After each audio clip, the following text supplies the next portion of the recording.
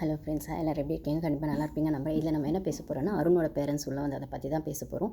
அருணோட parents வந்து அருணை title வின்னராக மைண்டில் வந்து ஃபிக்ஸ் பண்ணிட்டாங்க அப்படின்னு தான் சொல்லணும்.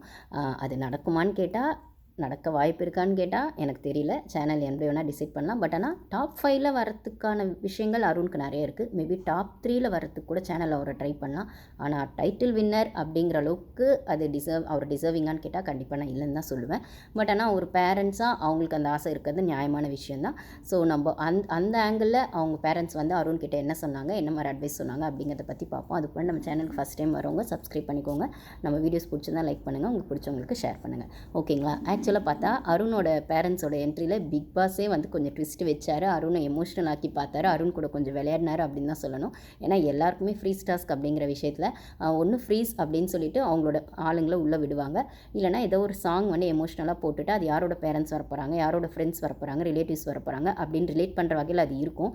பட் ஆனால் டோட்டலாக அருண் விஷயத்தில் வேற ஒரு விதமாக ஒரு கேம் ஆடினார் பிக் பாஸ் வந்து அருண் கிட்ட அப்படின்னு தான் சொல்லணும். ஏன்னா வந்து அருணை வந்து கன்ஃபெஷன் ரூமுக்கு கூப்பிட்டு என்ன சொல்கிறாருன்னா, உங்களோட பேரண்ட்ஸ் வந்து ஒரு சில காரணங்களால் வர முடியல, ஆனால் அவங்கள வீடியோ காலில் பேசுகிறதுக்காக நாங்கள் வந்து ட்ரை பண்ணிருக்கோம் அப்படின்னு சொல்லி கன்ஃபெஷன் ரூமில் வீடியோ காலில் அதை கனெக்ட் பண்ணுறாங்க. பட் ஃபஸ்ட் எடுத்தோடனே வந்து அருணோட பேரண்ட்ஸ் வர முடியல, ஏதோ காரணத்தினால வர முடியல அப்படின்னு சொன்ன உடனே அவர் வந்து ரொம்ப அப்செட் ஆகிடுறாரு. அது மட்டும் இல்லாமல் வீடியோ காலில் கனெக்ட் பண்ணுறோன்னு சொன்ன பிக் பாஸ் வந்து வீடியோ காலில் கனெக்ட் பண்ண ட்ரை பண்ணாலுமே அங்கே வெறும் அது என்ன சொல்கிறது, ஒரு இதுவாக தான் போயிட்டுருக்கு. அப்படியே நம்ம சொல்லுவோம் இல்லைங்களா, டாட்டா அப்படி தான் வந்துட்டுருக்கு. அது சரியாக கனெக்ட் ஆகலை நெட்டு அப்படின்னு சொல்லும்போது அந்த வீடியோ கால்லையும் பார்க்க முடியல, கனெக்ட் ஆகலைன்னும் போது அருண் கிட்டத்தட்ட அழற மோடுக்கு தான் போயிடுறாரு. ரொம்பவே டென்ஷன் ஆகிடுறாரு. அப்போ பிக் பாஸ் சொல்கிறார், இல்லை வீடியோ கால் கூட கனெக்ட் ஆகலை, ஏதோ நெட்டு ப்ராப்ளம் போல் இருக்குது, டெக்னாலஜி ப்ராப்ளம் போல் இருக்குது, ஸோ சாரி அருண், கனெக்ட் ஆகலைன்னும் போது அருண் ரொம்பவே டென்ஷன் ஆகிட்டு, இல்லை எல்லாம் ஓகே தானே, அவங்க ஏன் வரல, ஏதாவது உடம்பு சரியில்லையா, ஓகே தானே அப்படின்றாங்க. இல்லை அதெல்லாம் ஒன்றும் இல்லை, எல்லாம் ஓகே தான், அவங்க ஏதோ ஒரு சில ரீசன்ஸ்க்காக வரல, மற்றபடி கவலைப்படுற மாதிரி எதுவும் இல்லை, நீங்கள் டோன்ட் வெரி அப்படிங்கிற மாதிரி சொல்லி அனுப்பிச்சிடுறாரு. அப்புறம் மறுபடியும் வீடியோ கால் கனெக்ட் ஆச்சுன்னா நாங்கள் கூப்பிடுறோம், அப்போ வாங்க அப்படின்னு சொல்லி விட்டுடுறாரு. ஸோ கன்ஃபெஷன் ரூமில் இப்படி உள்ளே நடந்துட்டு இருக்கும்போதே வெளில வந்து அவரோட பேரண்ட்ஸ் அப்பா அம்மாவை வந்து வெளில இருக்க மற்ற ஹவுஸ்மேட்ஸ் ரிசீவ் பண்ணி பெட்ரூமில் உட்கார வச்சிடுறாங்க. இது அருணுக்கு தெரியவே தெரியாது.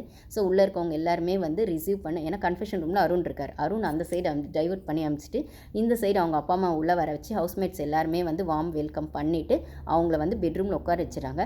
ஸோ கன்ஃபெஷன் ரூம்லேருந்து வெளில வந்த அருண் வந்து ரொம்பவே மூட் அவுட் ஆகிட்டு விஷால் கிட்ட வந்து அழறாரு. ஸோ அவர் ஓப்பன் பண்ணி ஓப்பனாக சொல்லலை என்ன நடந்துச்சு, உள்ளே என்ன பேசினார் பிக் பாஸ்னு. பட் ஆனால் அது சொல்லக்கூட முடியாமல் அவுட் ஆஃப் வேர்ட்ஸில் வந்து அவர் வந்து ரொம்பவே அழ ஆரம்பிச்சிடுறாரு. விஷால் வந்து கட்டி பிடிச்சி ஹக் பண்ணுறாரு. பட் ஆனால் அதே சமயத்தில் எல்லாரும் வந்து ஒரு சிம்பாலிக்காக பேசிக்கிறாங்க, அங்கே இருக்காங்க, பெட்ரூமில் இருக்காங்க அப்படின்னு சொல்லி. ஸோ அங்கேயுமே ஹால்லையுமே அவங்கள பார்க்க முடியல அருணால்.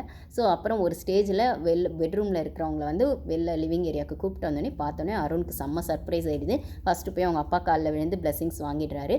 அதுக்கப்புறம் அவங்க அம்மாவும் அப்பாவையும் கட்டி பிடிச்சி அழ ஆரம்பிச்சிடுறாரு. ஸோ டிப்பிக்கல் ஒரு அருணை நம்மளால் அந்த இடத்த பார்க்க முடிஞ்சது அப்படின்னு தான் சொல்லணும். கேமை விட்டு அவருக்கான ஒரு நிஜமான ஒரு பையனாக அவர் எப்படி இருப்பார் அப்படிங்கிறத நம்மளால் அங்கே பார்க்க முடிஞ்சது தான் சொல்லணும். இந்த பிளேவை இவ்வளோ நாள் நெகட்டிவாக தெரிஞ்ச அருணுக்கான பாசிட்டிவ் ஷேட்லேயும் காட்டணுங்கிறதுக்காக பிக் பாஸ் இந்த பிளேவை பண்ண மாதிரி தான் இருந்தது. ஏன்னா எல்லாருக்குமே ஜென்ரலாக ஒரு வெல்கம் சாங் போட்டுட்டு ஒரு ஃப்ரீஸ் டாஸ்க் வச்சுட்டு எல்லாரையும் உள்ளே அனுப்புகிற பிக் பாஸ் வந்து எனக்கு தெரிஞ்சு இந்த மாதிரி எந்த சீசன்லேயும் நடக்கலைன்னு நினைக்கிறேன். அருணுக்கு நடந்த மாதிரி கன்ஃபெஷன் ரூமில் கூப்பிட்டுட்டு அதுக்கப்புறம் வந்துட்டு வீடியோ காலையும் கனெக்ட் பண்ண முடியலன்னு சொல்லிட்டு கிட்டத்தட்ட அவர் வந்து ஒரு எக்ஸ்ட்ரீம் எமோஷ்னலுக்கு கொண்டு போயிட்டு அதுக்கப்புறம் அதை வந்து ஹாப்பியாக கொண்டு வந்த விதம் வந்து பிக் பாஸ் வந்து அருணை பாசிட்டிவாக காட்டணும், அவருக்குள்ளேயும் ஒரு சாஃப்ட் கார்னர் இருக்குது அப்படின்னு சொல்லணுன்றதுக்காக சொன்ன மாதிரி தான் இருந்தது. ஸோ வந்து அதான் இந்த சீசனில் வந்து நான் பார்க்குற விஷயம் என்னென்னு பார்த்தீங்கன்னா, இத்தனை சீசனில் இல்லாமல் அந்த கேமுக்காக அவங்க என்ன பண்ணியிருந்தாலும் யாரையுமே வந்து வெளியில் போகும்போது நெகட்டிவ் ஷேடோடு அனுப்பக்கூடாது. இல்லை உள்ள அவங்க கேமுக்காக என்ன பண்ணியிருந்தாலும் அதை 1 or 2 வீக்ஸில் சரி பண்ணிடணும். அட்லீஸ்ட் ஃப்ரீ டாஸ்க் வரும்போதாவது அவங்க பேரண்ட்ஸ் முன்னாடியாவது அதை சரி பண்ணிடணும். வெளில ஆடியன்ஸ்க்கு அவங்க மேலே எவ்வளோ கோவம் இருந்தாலும் ஒரு ஸ்டேஜில் அவங்களுக்கான பாசிட்டிவ் சைடையும் காமிச்சு அவங்கள வெளில அனுப்பணும். அப்படிங்கிறதுல பிபி டீம் வந்து இந்த வருஷம் கொஞ்சம் ஃபோக்கஸ்டாக இருக்காங்களோ, ரொம்ப கான்ஷியஸாக அதை பண்ணுறாங்களோ அப்படின்னு எனக்கு தோணுது. மேபி அதுவாக இருந்தால் நிஜமாகவே hats off to BB team அப்படின்னு தான் சொல்லுவேன்.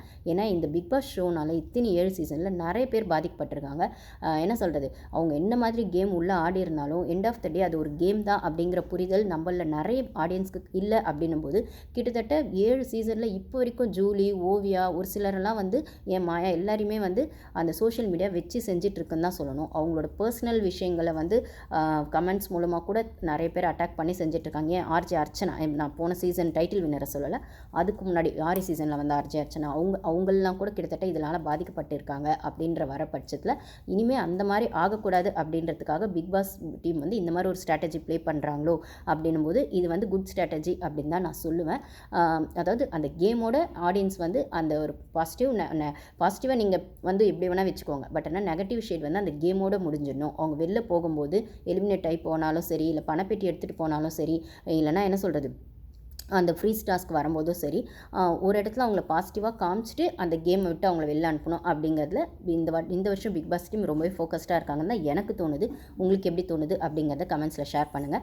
ஸோ போன வாரம் வரைக்கும் நெகட்டிவாக தெரிஞ்சாரும் இன்றைக்கி இந்த கேம் ப்ளேவை பிக் பாஸ் ப்ளே பண்ணதுனால அவருக்குள்ளே ஒரு அழகான மனசு இருக்குது அப்படிங்கிறத நம்மளுக்கு காட்டியிருக்காரு அப்படின்னு தான் சொல்ல முடியும். ஸோ வந்து இப்படி தான் இருந்தது அவங்க அப்பா அம்மாவோட என்ட்ரி. சரி, அதுக்கப்புறம் உட்காந்து என்ன பேசினாங்க அப்படிங்கிறத பார்த்தோம் அப்படின்னா, அருணோட அப்பா அவருமே ஜெஃப்ரியோட அப்பா அம்மாவை விடவும் ஒரு படி மேலே போய் தன் புள்ள தான் வந்து உலகத்திலே பெஸ்ட் அப்படிங்கிற இடத்துல தான் பிள்ளைக்கான அட்வைஸை கொடுத்தா மாதிரி தெரிஞ்சுது. இது எல்லா இந்தியன் டிபிக்கல் சப்போர்ட்டிவ் பேரண்ட்ஸ் பண்ணுற விஷயந்தான். ஆனால் இதுலேருந்து கொஞ்சம் மாறுபட்டது நான் எத்தனை வாட்டி சொன்னாலும் சௌந்தர்யாவோட பேரண்ட்ஸ்க்கு தான் ஹெட்ஸ் ஆஃப் சொல்லுவேன். அதுதான் வந்து ப்ராப்பர் மெச்சூரிட்டி. என்னதான் தன்னோட பசங்களை மற்றவங்க திட்டக்கூடாது, திட்டினா நம்மளால் தாங்கிக்க முடியாது, இல்லை மற்றவங்க நம்ம பசங்களை திட்டதை நம்மளுக்கு கஷ்டமாக இருக்கும்னு யோசித்தாலுமே மற்றவங்க அதை திட்டுறதுக்கு முன்னாடி அந்த தப்பை நம்மளே திட்டி சொல்லி சரி பண்ணுறது தான் ஒரு நல்ல பேரண்டிங் அப்படிங்கிறது என்னோட ஒப்பீனியன். அந்த இடத்துல சௌந்தர்யாவோட அப்பா பண்ணது தான் எப்பயுமே ஹேட்ஸ் ஆஃப் அப்படின்னு நான் சொல்லுவேன். இத்தனைக்கும் கண்டஸ்டன்ஸ்லேருந்து ஆடியன்ஸ்லேருந்து அவங்களுக்கு அவ்வளோ நெகட்டிவ் ஷேடு இருந்தாலுமே அதை பற்றி யோசிக்காமல் ஃப்ரீ டாஸ்க்கு போனாலுமே சௌந்தர்யாவுக்குமே அது எப்படி இருந்திருக்கும்னு தெரியாது. அவங்களும் ஒரு இடத்துல சொல்லுவாங்க, இத்தனை பேர் சொல்லி நான் என்னோடய எக்ஸ்ப்ரெஷனும் ரியாக்ஷனும் மாற்றிக்கல, ஆனால் இப்போ கடவுளே வந்து சொன்னால் கூட மாற்றிக்க வேணான்னு தெரியாது, பட் ஆனால் எங்கள் அப்பாவே வந்து சொன்னதுக்கப்புறம் நான் அதை மாற்றிக்கணும், கண்டிப்பாக மாற்றியே ஆகணும், இதுக்கப்புறம் நான் மாற்றலைன்னா நான் வந்து மனுஷே கிடையாது அப்படிங்கிற இடத்துல சௌந்தர்யாவை அதை ரியலைஸ் பண்ணியிருப்பாங்க. ஸோ அந்த இடத்துக்கு தன்னோட பொண்ணுக்கு அந்த ரியலைசேஷனை கொடுத்ததில் சௌந்தர்யா அப்பாவோட பார்ட்டோ அம்மாவோட பார்ட்டோ அவங்க பிரதரோட பார்ட்டோ நிஜமாகவே ஹேட்ஸ் ஆஃப்னு தான் சொல்லணும். பட் ஆனால் இவங்க முத்து ஆகட்டும், முத்துவை நான் சொல்லலை, ஜெஃப்ரி ஆகட்டும், அருண் ஆகட்டும், அவங்க வந்து நார்மல் பேரண்டிங் அப்படிங்கிற இடத்துல தான் ஸ்டக் ஆகிட்டாங்க அப்படின்னு எனக்கு தோணுது. இதில் இன்னொரு ரீசனும் இருந்திருக்கலாம். ஆல்ரெடி அருண் நிறைய திட்டு வாங்கிட்டார். அதாவது ஹோஸ்ட்டுமே வர வச்சு செய்கிறாரு. அதுக்கப்புறம் கண்டஸ்டன்ஸுமே உள்ளே வந்து முத்துக்கு எதிராக அருண் நிற்கிற பட்சத்தில் அந்த அந்த கேட்டகரியில் போயிட்டாங்க அப்படின்னும்போது நம்ம பிள்ளைய கொஞ்சமாவது பாசிட்டிவாக உள்ளே போய் மோட்டிவேட் பண்ணிட்டு வரணும் அப்படின்ற ஆங்கிளுக்கு கூட வந்திருக்கலாம். ஸோ இவர் சொன்னது பார்த்திங்கன்னா, கேம்லாம் நீ நல்லா அட்ரஸ் செய்கிற, அப்படிங்கிற பட்சத்தில் இன்னும் நல்லா ஆடி, எதுக்கு நீ யோசிக்கிற, நீ வெளில இருக்கிறத பற்றி யோசிக்காத அப்படின்ற மாதிரி மோட்டிவேட் பண்ணுறாங்க. அதுக்கப்புறம் அந்த கான்ட்ரவர்சி அப்படின்னு ஒரு விஷயத்தை வைப்பார் இல்லைங்களா பிக் பாஸ் அந்த டாஸ்க் மூலிமா. அப்போ அப்படி வரும்போது உங்களுக்கு யார் கூட இப்போ இவங்க தனியாக பேசும்போது அதை பேசிக்கிறாங்க. அவங்க அப்பா அம்மா 2 பேரை பேசுகிறாங்க. என்ன பேசுகிறாங்கன்னா, நீங்கள் யார்கிட்டயாச்சும் உங்களுக்கு முரண்பாடு இருக்கா, நீங்கள் பேச போகிறீங்களாப்பா அப்படின்னு கேட்கும்போது, அப்போ வந்து ஸோ வந்து அருண் வந்து கேட்குறாரு அவங்க அப்பாவை, இந்த மாதிரி வந்து உங்களுக்கு இப்போ இந்த மாதிரி டாஸ்க் வந்து பிக் பாஸ் கேட்பாருப்பா, யார் கூட முரண்பாடு இருக்கான்னு நீங்கள் எதாவது சொல்ல போகிறீங்களா, உங்களுக்கு யார் கூட இருக்கா அப்படின்னும்போது, இருக்குது சொல்லணும் அப்படிங்கிற மாதிரி சொல்கிறாரு. உடனே வந்து இவர் சொல்கிறார் அவங்க அப்பா, அருண் சொல்கிறாரு, இல்லைப்பா அப்படியே இருந்தாலும் அது பாசிட்டிவாக சொல்லிடுங்க, ரொம்பலாம் ஹர்ட் பண்ணுற மாதிரி சொல்லாதீங்க அப்படிங்கிற மாதிரி சொல்கிறாரு. ஏன்னா ஃபஸ்ட்டு 2 நாள் வந்து தீபக் ஃபேமிலி ஆகட்டும், மஞ்சரி ஃபேமிலி ஆகட்டும் வந்து அருணை தான் வச்சு செஞ்சுருப்பாங்க. ஸோ அதோட ரிஃப்ளெக்ஷனாக நம்ம ஃபேமிலி யாரையும் ஹர்ட் பண்ணக்கூடாதுன்னு நினச்சாரா, இல்லை நிஜமாகவே வந்து யாரையும் ஹர்ட் பண்ணக்கூடாதுன்னு நினச்சாரா அப்படிங்கிறது தெரியல. பட் ஆனால் இவர் அப்படி சொன்ன உடனே அவங்க அப்பா அதை அக்செப்ட் பண்ணலை. அப்படிலாம் இல்லைப்பா, இருக்கிறது தானே சொல்ல போகிறோம், அது பாசிட்டிவாக சொல்லணும் அப்படிங்கிறத விட இருக்கிறத வந்து சொல்கிறதுல ஒன்றும் தப்பு இல்லையே, எங்கள் மனசில் இருக்க அதை நாங்கள் சொல்ல போகிறோம், இதில் என்ன தப்பு இருக்குது, பிக் பாஸ் அது டாஸ்க்காகவும் தானே தராரு, ஒன்றும் தப்பு இல்லையே அப்படிங்கிறதுல அவர் எப்படியும் சொல்லியே ஆகணுங்கிறதுல அவர் ரொம்ப தெளிவாக இருக்கார் அருணோட அப்பா. ஸோ அதே மாதிரி பிக் பாஸ் அந்த டாஸ்க் லிவிங் ஏரியாவில் கூப்பிட்டு அந்த டாஸ்க்கு சொல்கிறாரு, உங்களுக்கு யார் கூட முரண்பாடு இருந்தால் சொல்லுங்கள் அப்படின்னு. உடனே முத்துவோட ஃபேஸ்க்கு தான் வந்து க்ளோஸ்அப் போகுது. அவர் வந்து அவரோட ஃபேஸ் ரியாக்ஷன், ஏன்னா நிறைய முத்துக்கும் அருணுக்கு தான் முட்டிகிட்டு இருக்கு இந்த இடத்துல. அந்த ஃபேக்ட்ரி டாஸ்கில் அது வரைக்கும் ஒதுங்கி போன முத்து வந்து அன்னைக்கு அருண் கூட அவருமே வந்து அவரோட ஈகோ கிளாஷை வந்து சாட்டிஸ்ஃபை பண்ணியிருப்பார் அருண் முத்து அப்படின்னு வர பட்சத்தில். இந்த இடத்துல அருணும் அவரோட ஈகோ விட்டு கொடுத்துருக்க மாட்டார், முத்துவும் அவரோட ஈகோ விட்டு கொடுத்துருக்க மாட்டார். அவ்வளோ நாள் பொறுமையாக போன முத்து அந்த டாஸ்கில் அவருக்கான ஒரு ஃபுல் பொட்டென்ஷியலோடு அந்த ஈகோவை காட்டியிருப்பார். அப்படின்னும் போது கண்டிப்பாக அது தன்னை நோக்கி தான் அவங்க அப்பா கேட்க போகிறாரு அப்படிங்கிறதுல முத்து ரொம்பவே தெளிவாக இருக்கிற பட்சத்தில் அவரோட எக்ஸ்பிரஷன்ஸ் அதை காட்டி கொடுத்துரும். அந்த மாதிரி நம்மளுக்கிட்ட தான் கண்டிப்பாக வரப்போகுது இந்த பஞ்சாயத்து அப்படிங்கிற மாதிரி. பட் ஆனால் அது ட்விஸ்ட் அடித்து எப்படி போகும்னு பார்த்தீங்கன்னா, மஞ்சரி கிட்ட போய் முத்து கிட்ட வரும். ஆனால் மஞ்சரிக்கு விழுந்தது தான் இதில் ஸ்ட்ராங்காக விழுந்திருக்குமே தவிர அந்த அடி முத்துக்கு விழுந்ததான்னு கேட்டால் முத்து லைட்டாக அப்படி தடவிட்டு போன மாதிரி தான் இருந்தது. ஸோ இது எப்படி எடுத்துக்கிறதுன்னு தெரியல. ஆனால் இதில் சம்மந்தமே இல்லாமல் மஞ்சரியோட மண்டை காஞ்சது தான் மிச்சம் அப்படின்னு தான் நான் சொல்லுவேன். அவங்களுக்கு முத்துவை திட்டினோன்னா டைரெக்டாக முத்துவை திட்டிருக்கலாம், இல்லை மஞ்சரியை தனியாக பேசணுன்னா மஞ்சரியை பேசியிருக்கலாம். ரெண்டுத்தையும் ரிலேட் பண்ணி இதனால் அது அதனால் இது அப்படின்னு சொன்னது இந்த தானிக்கு தீனிக்கு சரியாக போயிருந்து அப்படின்னு சொல்கிற மாதிரி தான் அவர் பூசி மழுப்பின மாதிரி தான் இருந்தது. இதில் அவர் மஞ்சரியை திட்டினாரா முத்துவை திட்டினாரா அப்படிங்கிறத மீறி ரெண்டு பேரையுமே ஒரு ஒரு ஒரு ஃப்ளோவில் அப்படி ஜஸ்ட் தட்டி விட்டுட்டு போன மாதிரி தான் இருந்தது. என்ன சொல்கிறது, அந்த ஒரு எப்படினாலும் சொல்லணும், ஆனால் அதை நான் ஸ்ட்ராங்காக சொல்ல மாட்டேன். ஆனால் ரெண்டு பேரையும் கண்டிப்பாக சொல்லணும் அப்படிங்கிற இடத்துல அதை சட்டிலாகவும் சொன்னார், ஸ்ட்ராங்காகவும் சொன்னார், ஸ்மார்ட்டாகவும் சொன்னார். இப்படி தான் சொல்லணும் அவர் அந்த விஷயத்தை அட்ரஸ் பண்ண விதத்தில். ஸோ இது வந்து பார்த்திங்கன்னா முத்துவோட எக்ஸ்ப்ரெஷன் அப்படி இருந்தது. ஆனால் அவர் ஆரம்பித்தது பார்த்திங்கன்னா மஞ்சரி கிட்ட தான் வந்து இருக்குது அப்படிங்கிற மாதிரி ஆரம்பிப்பார். என்னடா மஞ்சரி என்னடா சொல்ல போகிறாரு அப்படின்னு நம்ம யோசிக்கிற விதத்தில் பார்த்திங்கன்னா, மஞ்சரியோட ஃபேமிலி வந்து அருணை சொல்லியிருப்பாங்க இல்லைங்களா, அந்த பொம்மை டாஸ்கில் வந்து அந்த பொம்மையை வந்து கழுத்தை திருகி போட்டுருணும் இந்த பொம்மையை அப்படின்னு சொன்னதை வந்து மஞ்சரியோட அம்மாவும் தங்கச்சியும் வந்து ரொம்ப ஃபீல் பண்ணி சொல்லியிருப்பீங்க. அப்படி சொன்னது எங்களுக்கு பார்க்க கஷ்டமாக இருந்தது, என்னதான் இருந்தாலும் அது ஒரு டாஸ்க் அப்படின்னும் போது நீங்கள் அப்படி பேசியிருக்க வேணாம், எங்களுக்கு ஹர்ட் ஆச்சு அப்படின்னு. அந்த இடத்துலையுமே அருண் வந்து அது வந்து ஜஸ்டிஃபை பண்ணியிருப்பார். நான் இதை தான் சொல்கிறேன், உள்ளே வந்து பேரண்ட்ஸ் ஒன்று சொல்கிறாங்க அப்படின்னா இவங்களுக்கு அது பிடிக்கல, இவங்க அது கூட ஒத்து போகிறாங்க போல் அப்படிங்கிறத விட அது வெளியிலேருந்து பார்க்குற ஒரு பேரண்டிங்கான பெர்ஸ்பெக்டிவ், இல்லை ஒரு ஃப்ரெண்ட்ஷிப்கான பெர்ஸ்பெக்டிவ், இல்லை அவங்களுக்கு பிடிச்சவங்களுக்கான ஒரு பெர்ஸ்பெக்டிவ்னும் போது அதை ரெஸ்பெக்ட் பண்ணி ஒன்று அதை சட்டிலாக விட்டுறணும், இல்லை சாரி கேட்டணும் ரியலைஸ் பண்ணி. ரெண்டுமே இல்லாமல் அதை ஜஸ்டிஃபை பண்ணவோ டிபேட் பண்ணவோ கூடாது அப்படிங்கிறது தான் என்னோடய ஒப்பீனியன். இந்த இடத்துல பார்த்தீங்கன்னா இப்போ வந்து மஞ்சரி கிட்ட வந்து அவங்க அப்பா அருணோட அப்பா கேட்கும்போது பார்த்திங்கன்னா, உங்கள் வீட்டிலேருந்து வந்து என் பையனை சொன்னாங்க, அந்த பொம்மையை பற்றி அருண் பேசினது தப்பு, ஹர்ட் ஆச்சு அப்படின்னு. அது ஒன்றுமே இல்லை, அது ஜஸ்ட் லைக் தட் ஃபன்னாக தான் வந்து அவங்களோட அப்பா பேசினாங்க, அருண் வந்து பேசினார். அதாவது என்ன சொல்கிறது அதான் அருண் வந்து அந்த இடத்துல அது ஒரு கேஷுவலாக அது ஒரு டாஸ்க், பொம்மை டாஸ்க்குன்னு ஜஸ்ட் ஒரு பொம்மை அப்படின்னும் போது கேஷுவலாக ஃபன்னாக தான் சொன்னார் அருண் வந்து சொன்னது. பட் ஆனால் அது உங்கள் வீட்டு ஆளுங்களுக்கு தப்பாக தெரிஞ்சுது. ஆனால் முத்து ஒரு இடத்துல அருணை பற்றி எனக்கு கோவம் வந்து எனக்கு வந்து இது வந்து முத்து கண்டிப்பாக சொல்லியிருப்பாரு, ஆனால் மஞ்சரி கிட்ட தான் சொல்லியிருப்பாரு. மேபி அதனால தான் மஞ்சரி உள்ளே இழுத்து வச்சு அருணோட அப்பா பேசினாரான்னு தெரியல.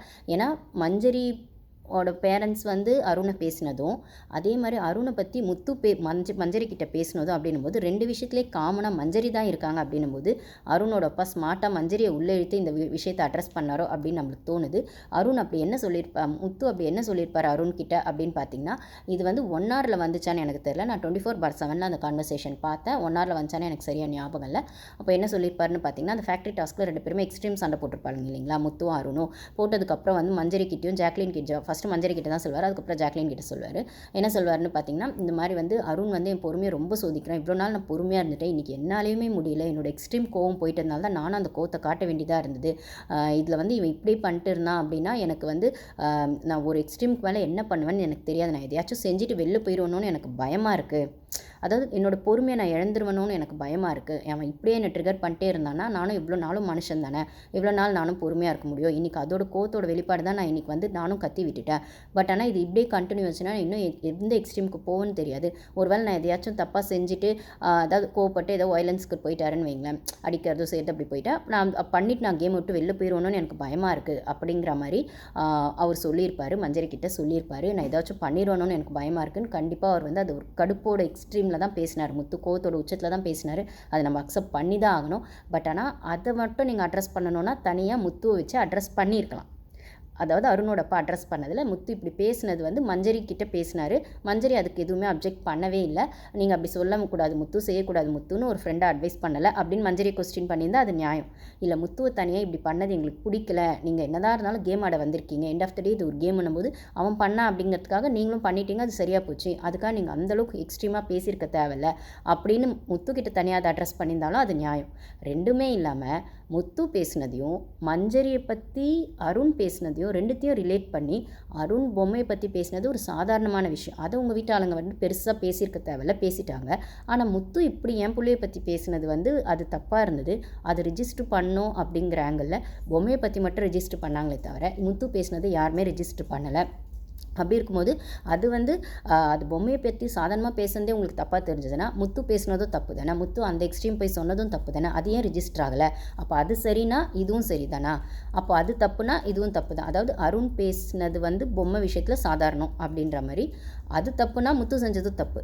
அப்போ அருண் வந்து சாதாரணமாக சொல்லியிருக்காருன்னா அப்போ முத்துவும் சாதாரணமாக சொல்லியிருக்காரு அப்படின்ற மாதிரி இதுக்கு அதுக்கும் வந்து ரிலேட் பண்ணி பேசினது இந்த இடத்துல தேவையில்லாம மஞ்சரி உள்ளே இழுத்தது வந்து உங்களுக்கு முத்து மேலே கோவம்னா நீங்கள் முத்துவை டேரெக்டாக பேசியிருக்கணும். மஞ்சரி மேலே உங்களுக்கு என்ன, அதாவது மஞ்சரியோட பாயிண்ட்டாக இந்த பொம்மை விஷயத்தில் வந்து கண்டிப்பாக அது விளையாட்டாகவே சொல்லியிருந்தாலும் அருண் அந்த இடத்துல வேறு யார் பேர் போட்ட பொம்மையாவது இருந்திருந்தால் சொல்லியிருப்பாரான்னு கேட்டால் கண்டிப்பாக இல்லை. ஏன் விஷாலோட பொம்மை பேரில் இருந்தால் அவர் சொல்லியிருப்பாரா? அன்ஷிதாவோட பொம்மை பேரில் அந்த பொம்மை இருந்தால் சொல்லியிருப்பாரா? ஏன் ஜெஃப்ரியோட பேரில் அது இருந்தால் கூட சொல்லியிருப்பாரான்னு தெரியாது. பட் ஆனால் ஏன் சத்யாவோட பேரில் இருந்தால் கண்டிப்பாக சொல்லியே இருக்க மாட்டார். ஏன் தீபக் பாய்ஸ் டீமில் அவங்க பேரில் இருந்தால் சொல்லியிருப்பாரா? கண்டிப்பாக கிடையாது. அப்படி இருக்கிற பட்சத்தில் நீங்கள் மஞ்சரி பேர் அந்த பொம்மையில் இருந்ததுனால மட்டும்தானே அது அப்படி சொன்னீங்க. அப்புறம் அது எப்படி கேஷுவல் ஆகும்? இதே இடத்துல அருண் பேர் போட்ட பொம்மையை பற்றி மஞ்சரி பேசியிருந்தாலோ வேறு யாராவது பேசியிருந்தாலோ அருணோட அப்பா இப்படி அது கேஷுவலாக பேசினது தானே அப்படின்னு விட்டுருப்பாரா? கண்டிப்பாக மாட்டார். என் புள்ள பேர் அதில் போட்டதுனால தானே நீங்கள் அப்படி பேசுனீங்க, வேறு யார் பேர் போட்டிருந்தாலும் பேசியிருக்க மாட்டீங்கல்ல அப்படின்னு ஒரு கொஸ்டினை ரைஸ் பண்ணியிருப்பாருன்னா இந்த இடத்துல மஞ்சரியோட பேரண்ட்ஸும் அந்த கொஸ்டினை ரைஸ் பண்ணதில் எந்த தப்பும் இல்லை. பட் ஆனால் அவங்க கொஸ்டின் ரைஸ் பண்ணதே தப்பு அப்படிங்கிற ஆங்கிளில் பேசிட்டு அவன் ஜஸ்ட் லைக் தட் அவன் சாதாரணமாக தான் சொன்னான். அது சின்ன விஷயம், அதை அட்ரஸ் பண்ணியிருக்க தேவையில்ல. ஆனால் முத்து இவ்வளோ பெரிய விஷயம் பேசும்போது அதை யாருமே ரெஜிஸ்டர் பண்ணலன்னா அதை நீங்கள் பிபி டீம் கிட்ட கேட்கணும், இல்லை பேசின முத்து கிட்ட கேட்கணும். அதை ஜஸ்ட் பக்கத்தில் உட்காந்து கேட்ட மஞ்சரி கிட்ட கேட்கறதுல எந்த நியாயம் அப்படின்னு எனக்கு தெரியல.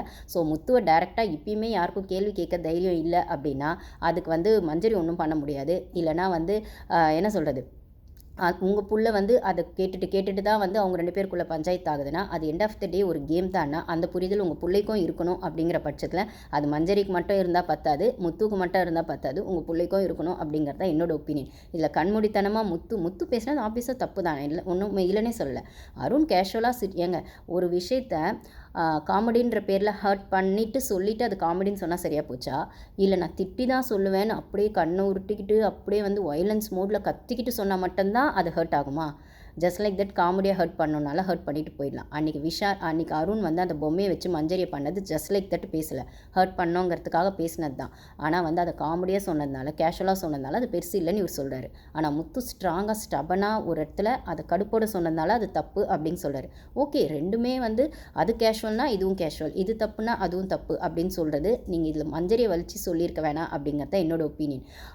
இதில் வந்து டைரெக்டாக மஞ்சரி இன்வால்வ் ஆகலை அப்படின்னாலுமே மஞ்சரியை வச்சு இந்த விஷயத்தை அட்ரஸ் பண்ணார் அப்படின்னு தான் நான் சொல்லுவேன். சரி, இது இதோட ஆச்சான்னு பார்த்தா தீபக்கோட பஞ்சாயத்து. இந்த விஷயத்தில் தீபக் கேட்டது கரெக்டு தான். தீபக் விஷயத்தில் இது வரைக்கும் உள்ளே வந்த யாருமே தீபக்கோட தப்பை சொல்லவும் இல்லை. பிபி டீமாக அதை பூசி மறுப்புறாங்க. நான் ஆல்ரெடி சொல்லியிருப்பேன், தீபக் விஜய் டிவி ப்ராடக்ட், அதுலேயும் சீனியர் ப்ராடக்ட் அப்படின்னும் போது அந்த விஐபி ட்ரீட்மெண்ட்டை தீபக்கு விஜய் டிவியும் கொடுக்குறாங்க, உள்ளே இருக்க கண்டஸ்டன்ஸும் கொடுக்குறாங்க, ஏன் வெளிலேருந்து வந்த பேரண்ட்ஸும் கொடுக்குறாங்க அப்படின்னு நம்மளால் பார்க்க முடியுது. எண்ட் ஆஃப் த டே அருண் ஆகட்டும், ஜாக்லின் ஆகட்டும், அதுக்கப்புறம் விஷால் ஆகட்டும், தீபக் ஆகட்டும், இவங்க எல்லாருமே வந்து Vijay TV products end of the day. இதில் யாருக்கு சீனியாரிட்டி அப்படின்னு பார்த்தா அது கண்டிப்பாக தீபக் தான் வரும்னும் போது அந்த ரெஸ்பெக்டோ அந்த மரியாதையோ இல்லை இவங்கெல்லாம் ஒரே ப்ரொஃபஷனாக தான் வேலை செய்கிறாங்கன்னும் போது வெளில போயும் அந்த ஒரு லிங்க் இருக்கும், அந்த ஒரு டச் இருக்கும், அந்த கான்டாக்ட்ஸ் வேணும் அப்படின்னும் போது அதுக்காகவே தீபக்கை சேஃப் பண்ணுறாங்களோ, அதுக்காகவே சேஃபர் சைடுக்கு தீபக் யாருமே கேள்வி கேட்க மாட்டாங்களோ அப்படின்னு நம்மளுக்கு தோன்ற பட்சத்தில் தீபக் கேள்வி கேட்ட ஒரே ஆள் அப்படின்னு பார்த்தா அது அருணோட அப்பா தான். அதுவும் அருண் தீபக் அப்படின்னு நம்மளுக்கு அந்த லேபர் பஞ்சாயத்து வந்தது இல்லைங்களா, அதை அட்ரஸ் பண்ணி தான் கேட்குறாரு. அதிலே நம்மளுக்கு 1 ஹவரில் காட்டினது பார்த்திங்கன்னா பிபி டீம் அப்படியே ஃபில்ட்ரு பண்ணி வெறும்னே தீபக் சார் நீங்கள் வந்து லேபருக்கு இந்த டீ போதும்னு சொன்னது பெரிய தப்பு, அதை வேறு யார் வேணால் சொல்லியிருக்கலாம், தீபக் சார் சொன்னது வந்து கஷ்டமாக இருந்தது, எனக்கே ஒரு மாதிரி பேடாக ஃபீல் ஆச்சு, என்ன தீபக் இப்படி சொல்லிட்டாரே அப்படின்னு ஃபீல் ஆச்சு, அதை நீங்கள் சொல்லியிருக்க வேண்டாம் அப்படின்னு சொன்னதை மட்டும்தான் காட்டினாங்க. பட் ஆனால் 24/7 அந்த பஞ்சாயத்து எப்படி ஆரம்பிச்சதுன்னா நம்ம இதை பற்றி ஒரு வீடியோ போட்டிருப்போம். ட்விஸ்டர் அப்படிங்கிற வார்த்தையில் தான் அந்த பஞ்சாயத்தே ஸ்டார்ட் ஆச்சு. அப்போ வந்து அவர் என்ன சொல்கிறாருன்னா 24/7 அருணோட அப்பா எப்படி கேட்டிருப்பாரு அப்படின்னா, ஒரு வேக்கப் சாங் போடுறது எதுக்கு பிக் பாஸ் வீட்டில்? அந்த ஒரு டே ஃபுல்லாக ஃப்ரெஷ்ஷாக இருக்கணுன்றதுக்காக தான், எந்துவாக இருக்கணுன்றதுக்காக தான் போடுறாங்க. அப்படி ஒரு டே ஸ்டார்ட் ஆகும்போது நீங்கள் வந்து கிச்சனுக்கு வந்து டீயோ காஃபியோ ஃப்ரெஷ்அப் ஆகி குடிக்கணும் அப்படின்னு வர்ற இடத்துல அருணோட அந்த பேட்ச், அதாவது அந்த நாமினேஷன் பேட்சை பார்த்து நீங்கள் ட்விஸ்டர்னு சொன்னது தான் அவனுக்கு ட்ரிகர் ஆகிடுச்சு. அப்படி ட்ரிகர் ஆகிற பட்சத்தில் தான் அந்த கான்வர்சேஷன் வளர்ந்து லேபருக்கு இவ்வளோ டீ போதும் அப்படின்னு நீங்கள் சொன்னீங்க. ஸோ அதை ஆரம்பித்த இடம்னு பார்த்தீங்கன்னா அந்த ட்விஸ்டர் அப்படிங்கிற வார்த்தையில் ஆரம்பிச்சதே தவிர அதை நீங்கள் வந்து ஆரம்பிச்சிருக்க வேண்டாம். ஸோ ஆரம்பித்தது நீங்கன்ற பட்சத்தில் அந்த கான்வர்சேஷன் வளர்ந்து அவ்வளோ பெருசாக போச்சு. ஸோ இந்த இடத்துல நீங்கள் செஞ்சது தான் ஸ்டார்டிங் தப்பே தவிர அதை ஆரம்பித்து விட்டது நீங்கள் தான் அப்படின்னு தீபக்கம் முகத்துக்கு நேராக கேட்டிருப்பாரு. இதைத்தான் நம்ம வீடியோலுமே அப்பயுமே சொல்லியிருப்போம். வெறும்னே ஸ்கில்டு ஒர்க், ஒரு skilled oriented job, labour oriented job அப்படிங்கிற இடத்துல அதை கொண்டு போனது அருணாக இருந்தாலும் அதை ட்விஸ்டர்னு ஆரம்பித்து வச்சது தீபக் தான். ஏன்னா நான் ஆல்ரெடி சொல்லியிருப்பேன், தீபக் அந்த வாரம் நாமினேஷனில் இல்லை. நாமினேஷன் கடுப்பில் எல்லாருமே இருக்கிறாங்க அப்படின்னும் போது பத்தாக்குறைக்கு அந்த பேட்சையும் வேற சுமந்துக்கிட்டு அந்த வீக் ஃபுல்லாக இருக்கிறாங்க எல்லாருமே. ட்விஸ்டரு, பச்சோந்தி, அதுக்கப்புறம் நடிகை அப்படின்னும் போது அந்த வேர்டிங்ஸ்லாம் எல்லாருக்குமே ஹர்ட் ஆகும் தாங்க. அப்போ நாமினேஷனில் இல்லாத நீங்கள் அதை கலாய்ச்சி சொல்கிறீங்களோ, கிண்டலாக சொல்கிறீங்களோ, எதிர்க்க இருக்கவங்களுக்கு அது ட்ரிகர் ஆகும். விஜய் சாருமே அந்த வீக் சொல்லியிருப்பார், இப்படி ஒரு பேட்சை வேற குத்திக்கிட்டு அதை கொடுத்தாங்கன்றதுக்காக நீங்கள் வந்து அதை சுமந்துக்கிட்டு அந்த வீக் ஃபுல்லாக எப்படி தான் இருந்தீங்களோ தெரியல. இது ஒரு மென்டல் ப்ரெஷர் தான், அதை எல்லாருமே வந்து சட்டிலாக ஹேண்டில் பண்ணியிருக்கீங்க. முதல்ல அதுக்கு ஒரு கிளாப்ஸ் அப்படிங்கிற மாதிரி விஜய் சார் அந்த ப்ரெஷரை வந்து ரெக்கக்னைஸ் பண்ணி இது வந்து அந்த மாதிரி ஒரு இந்தளவுக்கு ஒரு ஸ்ட்ராங் கேமை மென்டலாக நீங்கள் எல்லாருமே ரொம்ப சூப்பராக ஆடுறீங்க அப்படின்னு அப்ரிஷியேட் பண்ணியிருக்கிற இடத்துல நாமினேஷனில் இல்லாத ஒருத்தர் வந்து நாமினேஷனில் இருக்கிறவரை பார்த்து ட்விஸ்டர்னு சொன்னால் அது ஃப்ரெண்டாக இருந்தாலும் அண்ணனாக இருந்தாலும் ட்ரிகர் ஆக தான் செய்யும். அந்த இடத்துல அந்த விஷயத்தை ஸ்டார்ட் பண்ணி விட்டது தீபக் தான். இதை நான் அப்பயுமே சொல்லலாம், ஆனால் அது யாருமே அட்ரஸ் பண்ணல. வீக்கெண்ட்லுமே சேது சார் அதை அட்ரஸ் பண்ணவே இல்லை. தீபக்கை ஜஸ்ட் அந்த லேபருக்கு தப்புன்னு மட்டும்தான் சொல்லியிருப்பாங்க. அதுவும் ஜஸ்ட் லைக் தட், ஜஸ்ட் ஒரு தட்டிட்டு தான் சொல்லியிருப்பாங்க, ஒரு தடவை விட்ட மாதிரி சொல்லியிருப்பாங்க தவிர ரொம்ப ஸ்ட்ராங்காக கேட்டிருக்க மாட்டாங்க. இந்த இடத்துல அருணோட அப்பா வந்து ட்விஸ்டர் அப்படின்னு நீங்கள் சொன்னதுனால தான் அந்த பஞ்சாயத்தே ஆரம்பிச்சது. நீங்கள் சொல்லியிருக்க வேண்டாம் தீபக் அப்படின்னு சொன்னதுலேருந்து தான் 24/7 காட்டியிருக்காங்க. ஆனால் 1 ஹவரில் அதை காட்டாமல் திருப்பி அந்த லேபர் கிட்டின்ற அந்த சென்டென்ஸ்லேயே நிறுத்தியிருப்பாங்க. இங்கேயுமே தீபக்கை சேஃபர் சைடுக்கு தான் விஜய் டிவி வந்து கொண்டு போகிறாங்க அப்படின்னு நம்மளால் புரிஞ்சுக்க முடியுது. ஸோ இந்த இடத்துல முத்து, மஞ்சரி, தீபக் 3 பேரையுமே அருணோட அப்பா அட்ரஸ் பண்ணி சொல்லியிருப்பார். அது வந்து அருணுக்கான சப்போர்ட் அவர் கொடுத்தாரு அப்படின்னாலுமே அவருக்கான ஒப்பீனியன் அப்படிங்கிற இடத்துல நம்ம அதை ரெஸ்பெக்ட் பண்ணணும். அப்படிங்கும்போது மற்ற பேரண்ட்ஸோட ஒப்பீனியனையும் அவர் ரெஸ்பெக்ட் பண்ணணும் அப்படிங்கிறது தான். இந்த இடத்துல மஞ்சரியோட பேரண்ட்ஸ் யாருமே இந்த பேரண்ட்ஸ் அப்படி சொன்னாங்க, அந்த பேரண்ட்ஸ் அப்படி சொன்னாங்கன்னு உள்ளே வந்து சொல்லவே இல்லை. அவங்களுக்கான ஒப்பீனியனை வச்சாங்க, அவ்வளோதானே தவிர இந்த இடத்துல மஞ்சரியோட பேரண்ட்ஸ் அதை கேட்டாங்க. அது அப்படி இல்லை, இப்படி தான் அவர் வந்து பேசின விதம் வந்து கொஞ்சம் ஓவர் ஆட்டிடியூட் அப்படிங்கிற இடத்துல தான் இருந்தது. அவங்கவுங்களோட குழந்தைங்க பெஸ்ட்டு தான் அப்படின்னும் போது அவங்கவுங்க பேரண்ட்ஸ்க்கு ஒன்னொரு ஒப்பீனியன் இருக்கும். உங்கள் புள்ள உங்களுக்கு பெஸ்ட்டுனா அவங்க பொண்ணுக்கான விஷயத்துக்கு அவங்க பேசினாங்க அப்படின்ற இடத்துல நீங்கள் அதை புரிஞ்சுட்டு நகர்ந்துருக்கணுமே தவிர, உங்களுக்கு ஒரு கான்ட்ரவர்சி இருக்குன்னா நீங்கள் அதை பற்றி மட்டும் பேசியிருக்கணுமே தவிர அவங்க பேரண்ட்ஸை உள்ளே இழுத்து பேசியிருக்க வேண்டாம் அப்படிங்கிறது என்னோட ஒப்பீனியன். நீங்கள் தீபக் கிட்ட கேட்டிங்களா, அது சரி. முத்து கிட்ட கேட்டிங்களா, அதுவும் சரி. அதை விட்டுட்டு மஞ்சரியோட பேரண்ட்ஸ் வந்து கேட்டது தப்பு அப்படிங்கிற இடத்துல உங்கள் புள்ள ஒன்றுமே செய்யலை அப்படின்னு நீங்கள் நியாயப்படுத்துறது சரியில்லை அப்படின்னு தான் தோணுச்சு. இந்த இடத்துல மஞ்சரி எதுவுமே சொல்லலை, சரின்னு தலையாட்டிட்டு உட்காந்துட்டாங்க. அதே மஞ்சரியோட பேரண்ட்ஸ் அருண் கிட்ட பேசும்போது அருண் டிபேட் பண்ணார். அந்த இடத்துல நான் இப்படி சொல்லலை, அப்படி சொல்லலை அப்படின்னு டிபேட் பண்ணார். மஞ்சரி எதுவுமே சொல்லலை, கம்முன்னு விட்டுட்டாங்க. அதுக்கப்புறம் நைட்டில் அந்த கான்வர்சேஷன் கண்டினியூ ஆகுது. ஆனால் பேரண்ட்ஸ் முன்னாடி அந்த கான்வர்சேஷன் கண்டினியூ ஆகலை அப்படின்னும் போது இது அவங்கவுங்களோட மெச்சூரிட்டியை தான் காட்டுது அப்படின்னு தான் நான் புரிஞ்சுக்கிறேன். ஸோ உங்களோட ஒப்பீனியனை இதில் ஷேர் பண்ணுங்கள் கைஸ்.